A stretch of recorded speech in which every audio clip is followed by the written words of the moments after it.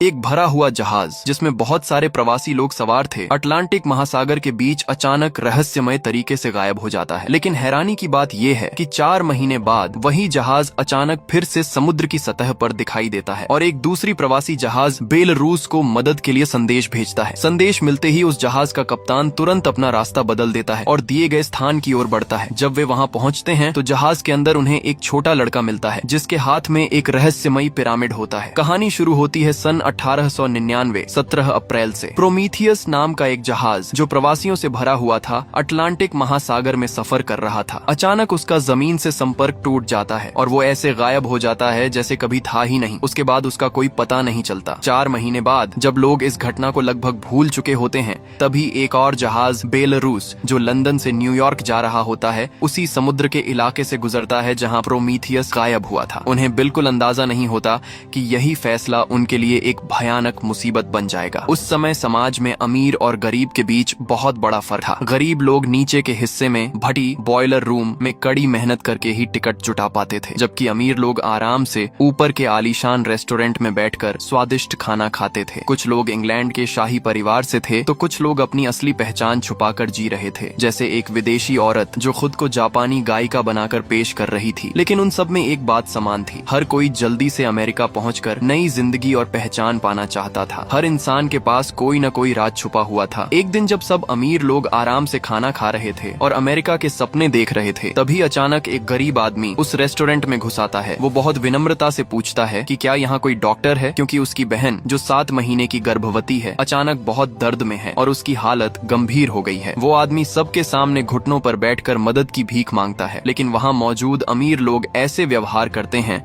जैसे उन्होंने कुछ सुना ही नहीं। उन्हें एक गरीब इंसान की जान की कोई परवाह नहीं होती। ये सब देखकर मोरा नाम की एक महिला उसके पीछे चली जाती है ताकि देख सके कि आखिर मामला क्या है। नीचे पहुंचने पर वो देखती है कि एक गर्भवती महिला दर्द से तड़प रही है। मोरा एक गिलास की मदद से जांच करती है और समझ जाती है कि बच्चे की नाल उसके गले में उलझ गई है। वो कहती है कि वो अपने तरीके से बच्चे की स्थिति बदलने की कोशिश करेगी, लेकिन इसके लिए महिला को थोड़ा दर्द सहना पड़ेगा। एक छोटी लड़की सबको ये बात समझाती है। फिर सबकी आंखों के सामने मोरा अपने हाथों से बच्चे की स्थिति बदल देती है और धीरे धीरे उस महिला का दर्द कम हो जाता है। जिस आदमी ने मदद मांगी थी वो मोरा का धन्यवाद करता है। जब मोरा हाथ धोकर जाने लगती है तभी वही छोटी लड़की उसके पास आकर कहती है कि वो भी बड़ी होकर मोरा जैसी डॉक्टर बनना चाहती है। फिर वो पूछती है क्या मोरा के अपने बच्चे हैं। ये सुनते ही मोरा के दिमाग में अचानक कुछ अजीब यादें चमकने लगती हैं। वो घबरा जाती है और तुरंत वहाँ से चली जाती है। इसी बीच जहाज के कप्तान को एक अजीब सा मदद का संकेत मिलता है। उसमें दिए गए स्थान के अनुसार वो जगह उनसे करीब 7 घंटे की दूरी पर होती है। कप्तान सोचता है क्या ये वही जहाज हो सकता है जो 4 महीने पहले गायब हुआ था, क्योंकि दोनों जहाज एक ही कंपनी के हैं। कप्तान फैसला करता है कि उन्हें वहां जाकर जांच करनी चाहिए। जैसे ही जहाज अपना रास्ता बदलता है सवार लोगों को दिशा बदलने का एहसास हो जाता है और कई लोगों के चेहरे पर डर साफ नजर आने लगता है। उन्हें लगता है कि जहाज वापस लौट रहा है। ऐसा लगता है कि हर कोई किसी न किसी चीज से भाग रहा है। मोरा भी कप्तान के पास जाती है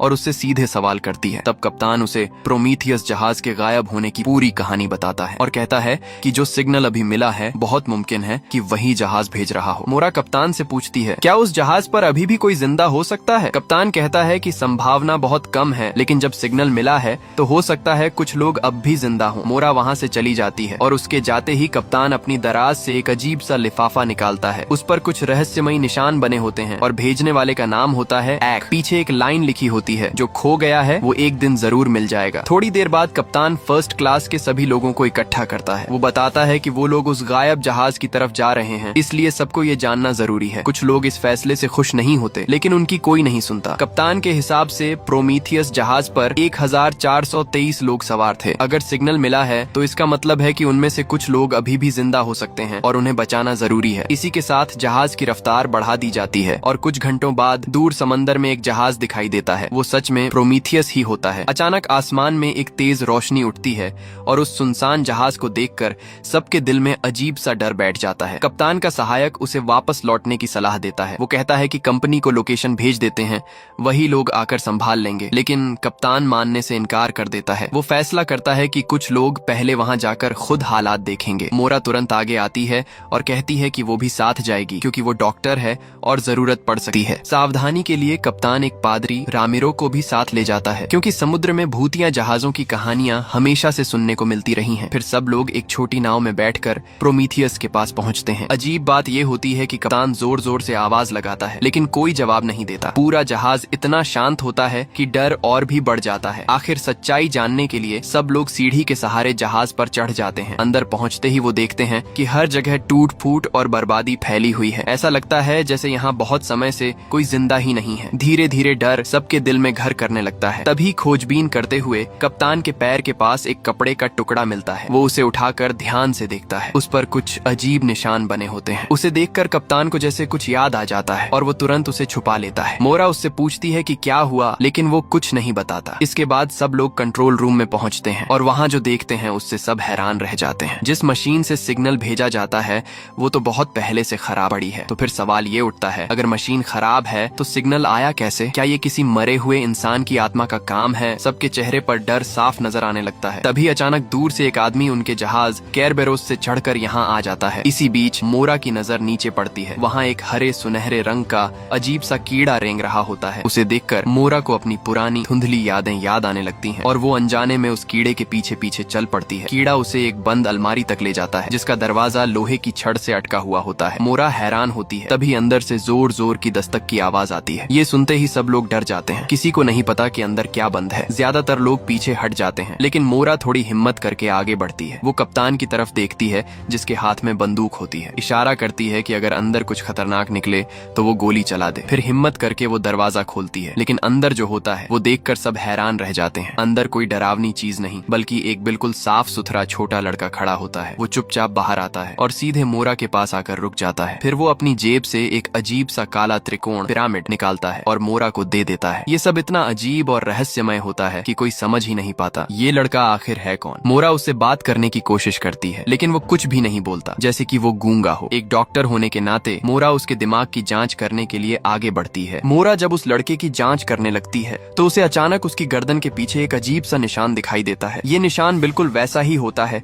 जैसा उसने पहले कहीं देखा हो। इसी बीच कप्तान जब वापस अपने जहाज पर लौटा है तो उसे एक और डरावनी खबर मिलती है। पूरे जहाज के सारे कंपास अचानक एक ही रात में काम करना बंद कर देते हैं। वो अपना खुद का कंपास निकाल कर देखता है लेकिन वो भी दिशा बताने में पूरी तरह फेल हो चुका होता है। इतने बड़े लोहे के जहाज जिसका वजन करीब 45,000 टन है, उसे देखकर कप्तान के मन में कई सवाल उठने लगते हैं। दूसरी तरफ मोरा जब अपने कमरे में लौटती है तो देखती है कि दरवाजे के पास एक अनजान आदमी खड़ा है। वो आदमी कहता है कि वो बस ऐसे ही आया था क्योंकि उसे अंदर से कुछ अजीब आवाजें सुनाई दी थीं। फिर वो अपना नाम बताता है, डैनियल, और कहता है कि वो बगल वाले कमरे में रहता है। मोरा उसे देखकर अजीब सा महसूस करती है जैसे वो उसे पहले से जानती हो लेकिन याद नहीं आ रहा होता। डैनियल ज्यादा कुछ कहे बिना अपने कमरे में चला जाता है लेकिन अंदर जाते ही वो एक फोटो निकालता है और उस फोटो में साफ साफ मोरा की तस्वीर होती है। दूसरी ओर कप्तान प्रोमीथियस जहाज से लौटने के बाद से ही बेचैन रहने लगा है। असल में जो कपड़े का टुकड़ा उसे वहाँ मिला था वो उसकी मरी हुई बेटी का था और अब तो उसे अपनी बेटी की आवाज भी जहाज के गलियारों में सुनाई देने लगती है। वो समझ नहीं पाता कि ये सब आखिर हो क्या रहा है। तभी अचानक उसे दूर एक छोटी लड़की दिखाई देती है और ध्यान से देखने पर वो चौंक जाता है। वो लड़की उसकी अपनी बेटी ही होती है। कप्तान तुरंत उसके पीछे भागता है लेकिन एक पल में वो गायब हो जाती है। क्या ये सिर्फ उसका वहम है? तभी पास का एक दरवाजा अपने आप खुल जाता है और अंदर से उसकी बेटी की गाने की आवाज आती है। कप्तान बिना सोचे अंदर चला जाता है और अचानक वो खुद को अपने पुराने घर में पाता है। वही घर जहाँ सालों पहले आग लगने से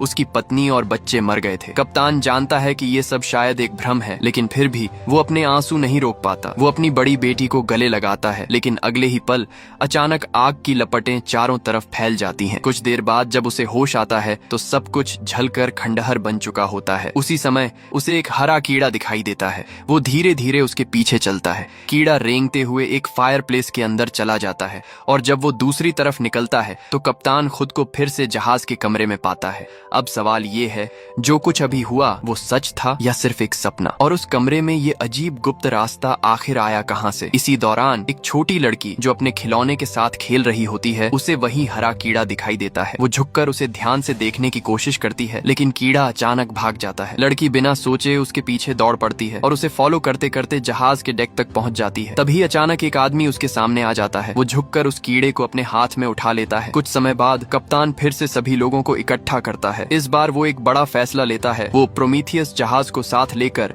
इंग्लैंड वापस जाएगा। जैसे ही वो ये बात कहता है सभी लोग जोर जोर से विरोध करने लगते हैं लेकिन कप्तान किसी की नहीं सुनता। वो हर हाल में ये जानना चाहता है कि उस जहाज के साथ असल में क्या हुआ था। फिर केरबेरोस जहाज प्रोमीथियस को खींच खींचते हुए वापस जाने लगता है। तभी अचानक जहाज पर मौजूद लोगों की नजर एक छोटी लड़की पर पड़ती है। वो डेक पर बेहोश पड़ी होती है, जैसे उसकी जान खतरे में हो। ये देखकर कप्तान प्रोमीथियस की तरफ देखता है। क्या कोई अनदेखी ताकत उसे चेतावनी दे रही है? डॉक्टर जब उस लड़की की जांच करता है तो हैरानी की बात ये होती है कि उसके शरीर पर कोई चोट नहीं होती, न कोई निशान, न कोई खरोंच, यहाँ तक कि उसकी हड्डियां भी बिल्कुल सही होती हैं। डॉक्टर की जांच के बाद ये साफ हो जाता है कि उस लड़की को न कोई जहर दिया गया था और कुछ दिन पहले तक वो बिल्कुल स्वस्थ भी थी। मोरा भी यही कहती है कि कुछ दिन पहले तक उसकी हालत बिल्कुल ठीक थी, तो फिर अचानक उसकी मौत कैसे हो गई? कप्तान अपने लोगों से कहता है कि अभी ये बात किसी को नहीं बताई जाएगी। उसी समय अचानक जहाज की रफ्तार कम हो जाती है। जब सब लोग डेक पर जाते हैं तो देखते हैं कि चारों तरफ घना कोहरा छा चुका है। ऊपर से कंपास भी काम नहीं कर रहा। अब वो लोग पूरी तरह रास्ता भटक चुके होते हैं। एक के बाद एक अजीब घटनाएं हो रही थीं। कप्तान मोरा को अपने केबिन में बुलाता है क्योंकि उसे उससे कुछ जरूरी बातें पूछनी होती हैं। लेकिन जैसे ही दोनों अंदर जाते हैं, बाहर खड़े कुछ लोग कप्तान के फैसले पर सवाल उठाने लगते हैं। उन्हें लगता है कि कप्तान की जिद की वजह से ही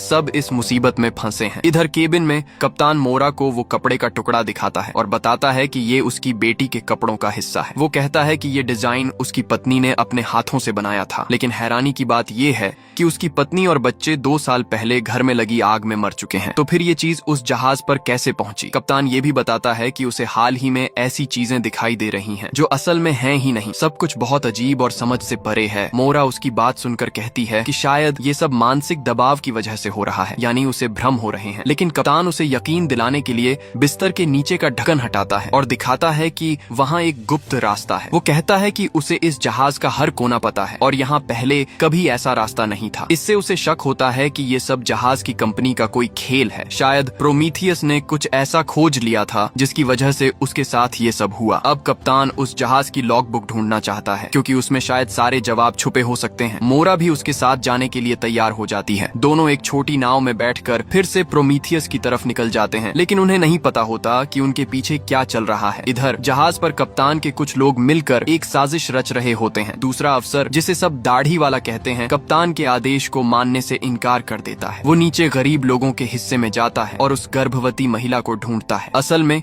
जो लड़की मरी थी वो उसकी अपनी बहन थी। अब उसका मकसद साफ हो जाता है। जब सब लोग वापस नहीं जाना चाहते और कप्तान अपनी मर्जी चला रहा है तो वो सोचता है कि अगर वो बाकी लोगों को अपने साथ मिला ले तो कप्तान की ताकत छीन सकता है और धीरे धीरे लोगों के अंदर गुस्सा बढ़ने लगता है। उधर प्रोमीथियस पर कप्तान और मोरा बॉयलर के पास एक अजीब मशीन देखते हैं। ये मशीन भाप का दबाव नापकर सिग्नल भेजने के काम आती है, लेकिन कप्तान कहता है कि उसके जहाज पर ये मशीन कभी काम नहीं करती थी। इससे शक होता है कि शायद कंपनी ने इसे किसी और मकसद से लगाया था। क्या गायब हुए लोगों का इससे कोई संबंध है? तभी मोरा बॉयलर को देखकर कुछ सोचने लगती है और उसे खोलकर अंदर देखने की कोशिश करती है। कप्तान पूछता है, क्या उसे लगता है कि किसी ने यहाँ लाशें जला दी हैं? मोरा कहती है, अगर अंदर से छोटे छोटे दांत या हड्डियों के टुकड़े मिल जाए तो सच्चाई पता चल सकती है। दोनों अंदर देखने लगते हैं और तभी कप्तान को वहाँ से एक किताब मिलती है। वो निकाल कर देखता है। ये प्रोमीथियस जहाज के यात्रियों की सूची होती है, लेकिन जैसे ही वो एक खास नाम देखता है वो बुरी तरह चौंक जाता है। वो तुरंत उस किताब को छुपा लेता है ताकि मोरा को पता न चले। मोरा उसके चेहरे के भाव देखकर पूछती है, क्या कुछ मिला? लेकिन कप्तान झूठ बोल देता है और कहता है कि उन्हें अब वापस चलना चाहिए। दूसरी तरफ दाढ़ी वाला अफसर जहाज के गलियारे में 3 और लाशें देखता है। जब से कप्तान ने वापस जाने का फैसला लिया है तब से एक के बाद एक लोग मरते जा रहे हैं और हैरानी की बात यह है कि सबकी मौत का तरीका बिल्कुल उसी लड़की जैसा है। अब उसे यकीन हो जाता है कि कप्तान कुछ खतरनाक चीज अपने साथ ले आया है। वो तुरंत मुख्य अफसर के पास जाता है और कहता है कि अब वक्त नहीं है, उसे जहाज की कमान संभाल लेनी चाहिए। साथ ही वो ये भी कहता है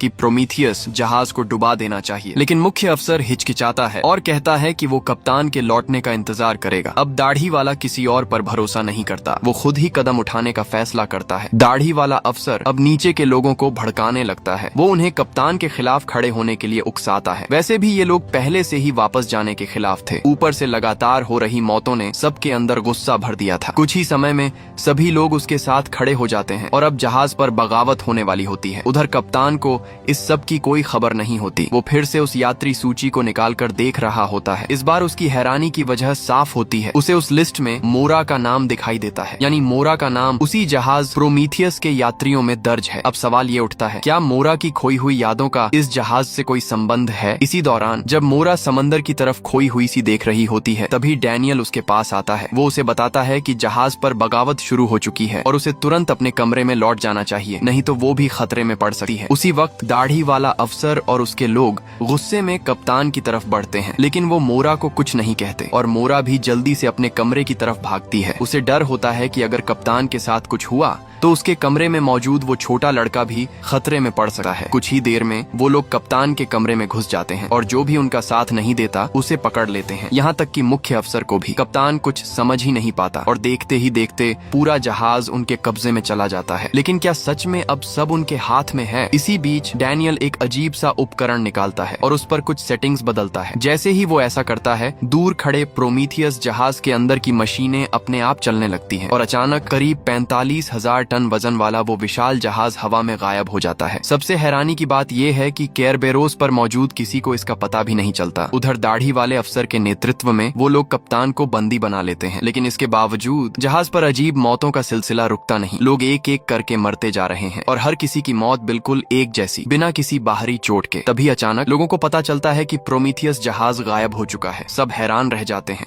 लेकिन फिर कोई कंपास देखकर एक और चौंकाने वाली बात बताता है। शायद गायब प्रोमीथियस नहीं हुआ है, बल्कि गायब तो उनका अपना जहाज केरबेरोस हुआ है, क्योंकि जहाज की दिशा बदल चुकी है और वो अब उसी जगह पर पहुंच चुका है जहां से 3 दिन पहले उन्होंने सफर शुरू किया था। यानी वो लोग अचानक समय में पीछे लौट आए हैं। क्या अब सब कुछ फिर से दोहराया जाएगा? दाढ़ी वाला अफसर तुरंत फैसला करता है। वो दिशा बदलकर पूरी रफ्तार से न्यूयॉर्क जाएगा। अब वही इस जहाज का सबसे बड़ा अधिकारी है और बाकी सबको उसकी बात माननी पड़ती है। लेकिन जहाज पर हो रही रहस्यमयी मौतों से लोग डर चुके होते हैं। कुछ लोग मुख्य अफसर से सवाल करते हैं कि आखिर ये सब हो क्या रहा है। तब वो सच बताता है कि कप्तान प्रोमीथियस से एक छोटा लड़का लेकर आया था और उसके आने के बाद ही ये मौतें शुरू हुई हैं। अब कुछ लोग मान लेते हैं कि वही लड़का कोई शैतानी शक्ति है और वो उसे ढूंढकर खत्म करना चाहते हैं। इसके बाद लोग फर्स्ट क्लास में घुसकर हर जगह उस लड़के को ढूंढने लगते हैं। पूरा जहाज अफरा तफरी में बदल जाता है। इसी बीच कप्तान और उसके साथ खड़े पादरी रामिरो एक वेंटिलेशन रास्ता खोलकर बाहर निकलने की कोशिश करते हैं। दोनों उस तंग रास्ते से निकलकर बाहर आते हैं। कप्तान पास में एक हथौड़ा ढूंढता है और पादरी से कहता है कि वो उसकी हथकड़ी तोड़ दे। जैसे ही पादरी ऐसा करने वाला होता है, तभी एक आदमी और एक औरत वहाँ आ जाते हैं। वो आदमी कहता है कि वो उनकी मदद करेगा और अपनी जेब से एक लोहे की कील निकालता है। फिर वो आगे बढ़कर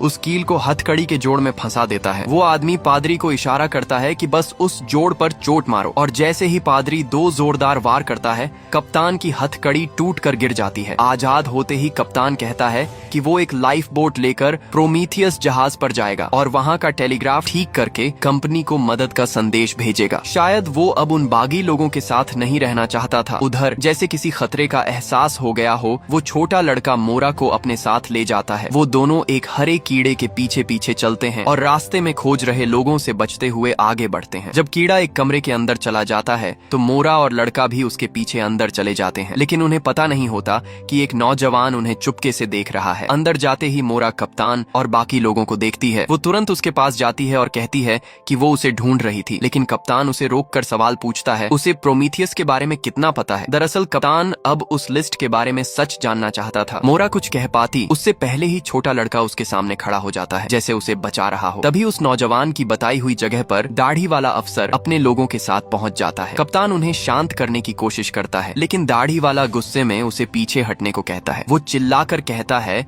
कि अब बहुत लोग मर चुके हैं और इस शैतानी लड़के को खत्म करना जरूरी है। लेकिन तभी सबको हैरानी होती है। वो छोटा लड़का खुद ही आगे बढ़ जाता है, जैसे वो खुद को बलिदान करने के लिए तैयार हो। एक आदमी उसे बचाने की कोशिश करता है, लेकिन दाढ़ी वाला उस पर गोली चला देता है। फिर वो सब लोगों को पकड़कर वापस ले जाते हैं, लेकिन कुछ देर बाद जिस आदमी को गोली लगी थी वो अचानक उठ बैठता है। असल में गोली सिर्फ उसके हाथ में लगी थी। वो संभल कर उठता है, जमीन से हथौड़ा उठाता है और धीरे धीरे उस जगह पहुंचता है जहां कप्तान को कैद किया गया है। वहां सिर्फ 2 साधारण लोग पहरा दे रहे होते हैं। वो दोनों को मारकर बेहोश कर देता है और दरवाजा खोल देता है। अंदर कई लोग बंद होते हैं, ज्यादातर वो जो बागियों का साथ नहीं देना चाहते थे। वो आदमी सबको बताता है कि हालात बहुत खराब हो चुके हैं और उन्हें उस लड़के को बचाना होगा। उधर बाहर एक बूढ़ी औरत चिल्लाकर कहती है कि वही लड़का सबकी आत्मा खा रहा है। वो लोगों को भड़काती है कि अगर इस बदकिस्मती से बचना है तो उस लड़के को समुद्र में बलि चढ़ाना होगा। उसकी बात सुनकर भीड़ और ज्यादा भड़क जाती है। सब चिल्लाने लगते हैं उसे जहाज से नीचे फेंक दो। तभी कप्तान और उसके लोग वहाँ पहुँचते हैं। मोरा जोर से कहती है कि इन मौतों का उस लड़के से कोई लेना देना नहीं है, लेकिन वो बूढ़ी औरत सबको उकसाती रहती है और फिर दोनों पक्षों के बीच लड़ाई शुरू हो जाती है। पूरा डेक जंग का मैदान बन जाता है। इसी अफरा तफरी में मोरा की नजर उस छोटे लड़के पर पड़ती है। वो उसकी तरफ दौड़ती है उसे बचाने के लिए, लेकिन देर हो चुकी होती है। वो बूढ़ी औरत उस लड़के को उठाकर सीधे समुद्र में फेंक देती है। अब जब लोगों को लगता है कि खतरा खत्म हो गया है तो लड़ाई भी रुक जाती है। दोनों पक्ष अलग अलग जाकर बैठ जाते हैं। मोरा एक कोने में बैठकर खुद को दोष देने लगती है। तभी डैनियल उसके पास आता है और उसे सांत्वना देने की कोशिश करता है। मोरा को अब भी डैनियल पर शक होता है। उसे समझ नहीं आता कि वो आदमी आखिर है कौन। तभी कप्तान फिर से मोरा के पास आता है। वो उसे अलग ले जाकर प्रोमीथियस की यात्री सूची दिखाता है और पूछता है उसका नाम उस लिस्ट में क्यों है। मोरा ये देखकर हैरान रह जाती है। उसे खुद भी यकीन नहीं होता। कप्तान उससे पूछता है वो आखिर है कौन। तभी अचानक पीछे रखी एक अलमारी से जोर जोर की आवाजें आने लगती हैं। ये देखकर वहाँ मौजूद सभी लोग डर जाते हैं और फिर जो होता है वो और भी चौंकाने वाला होता है। जिस लड़के को अभी अभी समुद्र में फेंका गया था वो उसी अलमारी के अंदर से बाहर निकल आता है। वो सीधे मोरा के पास जाता है और उसे कसकर गले लगा लेता है। जो दृश्य अभी सबके सामने था वो ऊपर से तो बहुत भावुक लगता है। एक छोटा लड़का मोरा को गले लगा रहा है, लेकिन बाकी लोगों को ये सब बेहद अजीब और डरावना लग रहा होता है। थोड़ी ही देर बाद मोरा अचानक होश में आती है। वो सोचने लगती है क्या अभी जो कुछ हुआ वो सब सिर्फ एक सपना था। तभी डैनियल कहता है कि मोरा अचानक बेहोश हो गई थी और उस लड़के को फिर से बंद कर दिया गया है। ये सुनते ही मोरा तुरंत उसे बाहर निकालने दौड़ती है, लेकिन कप्तान उसे रोक देता है। वो कहता है जिस लड़के को समुद्र में फेंका गया था उसका जिंदा बचना नामुमकिन है। इसमें जरूर कुछ गड़बड़ है। फिर वो मोरा से सवाल करता है क्या वो कुछ छुपा रही है, क्योंकि उसका नाम उस जहाज की लिस्ट में होना कोई आम बात नहीं है। मोरा कुछ समझ नहीं पाती, लेकिन अलमारी के अंदर से आती जोर जोर की आवाज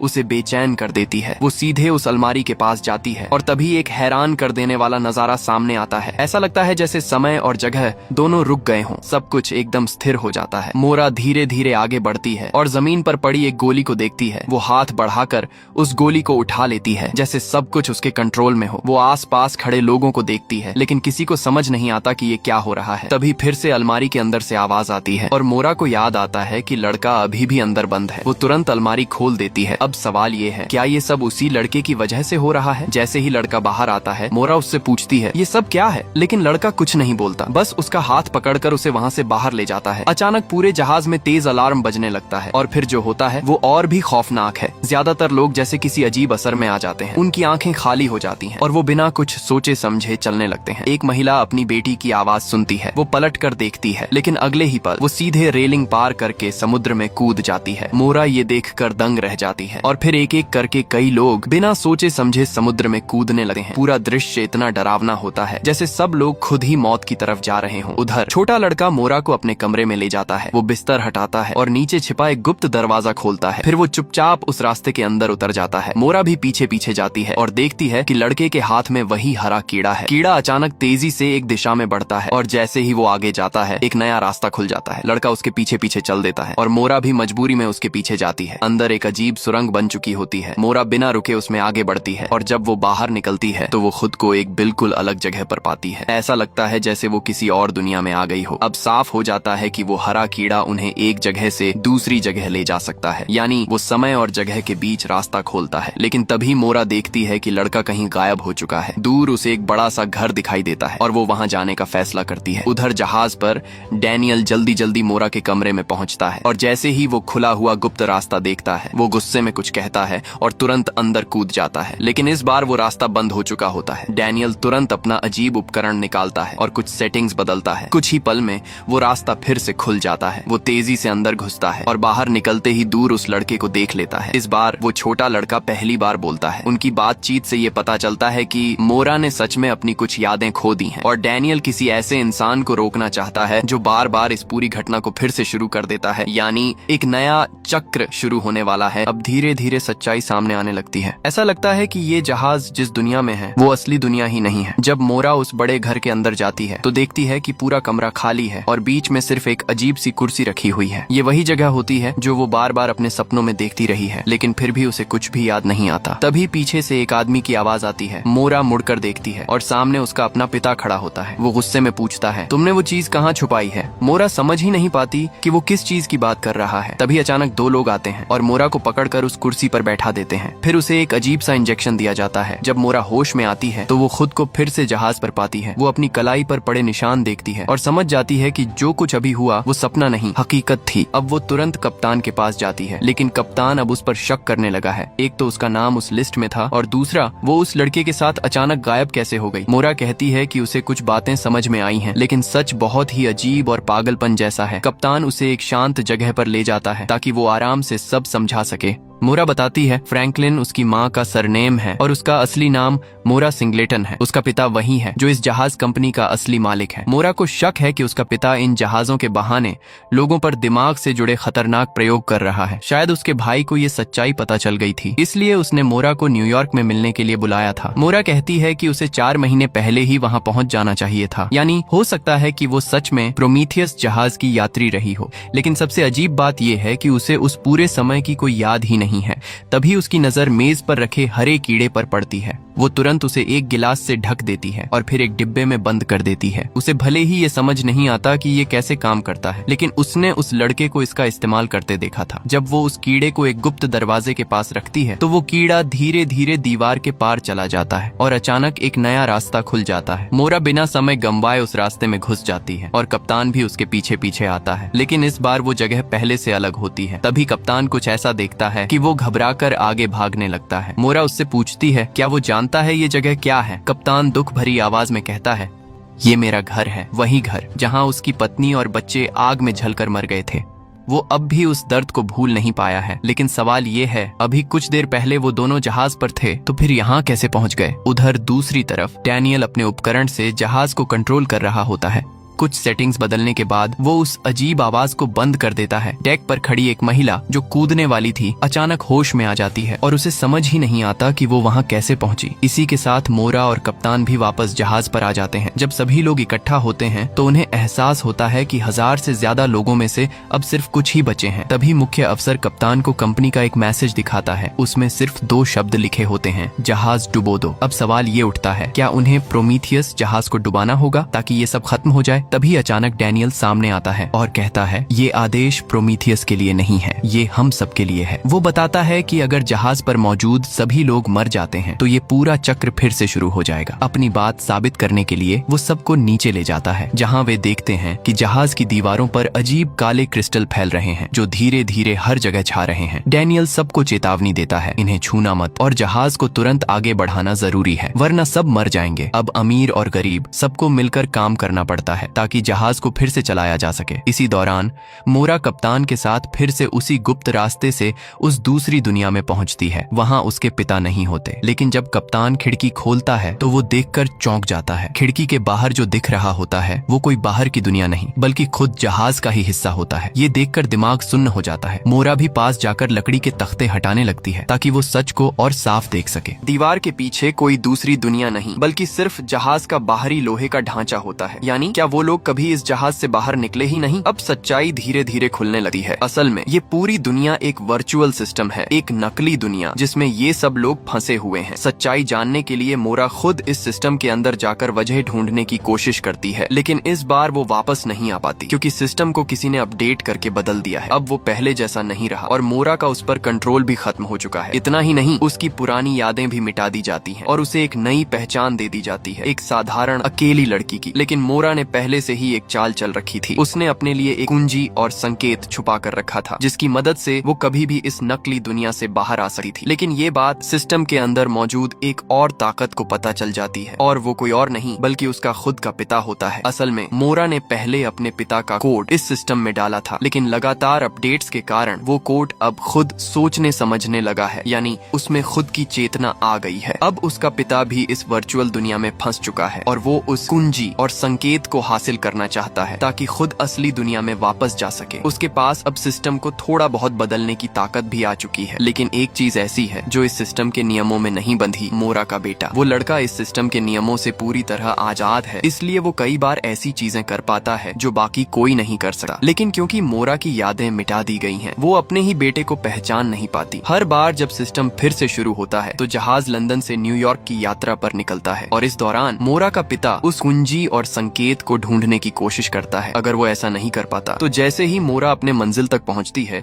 वो असली दुनिया में जाग सकती है। लेकिन अगर वो कुंजी नहीं मिलती तो सिस्टम में एक और नियम लागू हो जाता है। जैसे ही ज्यादातर लोग मर जाते हैं, पूरा सिस्टम क्रैश होकर फिर से शुरू हो जाता है, यानी एक नया चक्र, एक नई शुरुआत। मोरा का पिता बार बार इसी चक्र का इस्तेमाल करता है ताकि वो हर बार उसे फिर से फंसा सके और कुंजी हासिल कर सके। बाकी सभी यात्री भी इस चक्र में फंसकर बार बार वही सब झेलते रहते हैं। शायद मोरा बहुत लंबे समय से इसमें फंसी हुई थी। इसीलिए उसके पति डैनियल को शक हुआ और फिर उसने भी अपना कोड इस सिस्टम के अंदर भेज दिया। वो अपनी पत्नी को इस नकली दुनिया से बाहर निकालना चाहता था, क्योंकि शुरुआत में यह सिस्टम मोरा और डैनियल ने मिलकर ही बनाया था। भले ही अब सिस्टम कई बार अपडेट हो चुका हो, लेकिन उसकी मूल संरचना अभी भी वही है। इसलिए डैनियल ने कोड में बदलाव करके प्रोमीथियस जहाज के जरिए फिर से सिस्टम में एंट्री ली। लेकिन क्योंकि मोरा की यादें बदल दी गई थीं, वो डैनियल को पहचान नहीं पाती। डैनियल की ताकत भी सीमित थी और ऊपर से मोरा का पिता हर बार उसकी योजना बिगाड़ देता था। इसीलिए डैनियल बस एक ही कोशिश कर सकता था, किसी तरह मोरा की यादें वापस दिलाना। हालांकि मोरा ने बहुत अजीब और डरावनी घटनाएं देखी, फिर भी उसकी यादें पूरी तरह वापस नहीं आई। लेकिन अब उसे यकीन होने लगा था कि ये दुनिया असली नहीं है। तब डैनियल उसे एक अहम बात बताता है। इस जगह से बाहर निकलने के लिए दो चीजें चाहिए, एक कुंजी और एक संकेत। मोरा को अपने हार नेकलेस में एक चाबी मिलती है, जो सच में इस वर्चुअल दुनिया से बाहर निकलने की कुंजी होती है, और संकेत होता है वो रहस्यमयी पिरामिड जो छोटे लड़के के पास है। वो लड़का कई बार ये पिरामिड मोरा को देता है, लेकिन वो समझ ही नहीं पाती कि इसका मतलब क्या है। इसी दौरान मोरा का पिता हर वक्त उस पर नजर रख रहा होता है। जैसे ही वो चाबी निकालती है, वो तुरंत अपने लोगों को आदेश देता है, पहले उस लड़के को पकड़ो, फिर पिरामिड हासिल करो और फिर मोरा को धमकी देकर उससे चाबी ले लो। साथ ही एक और नया चक्र शुरू करने की तैयारी भी कर लो। मोरा के पिता की चालों से परेशान होकर डैनियल आखिरकार बड़ा कदम उठाता है। वो एक वायरस का इस्तेमाल करके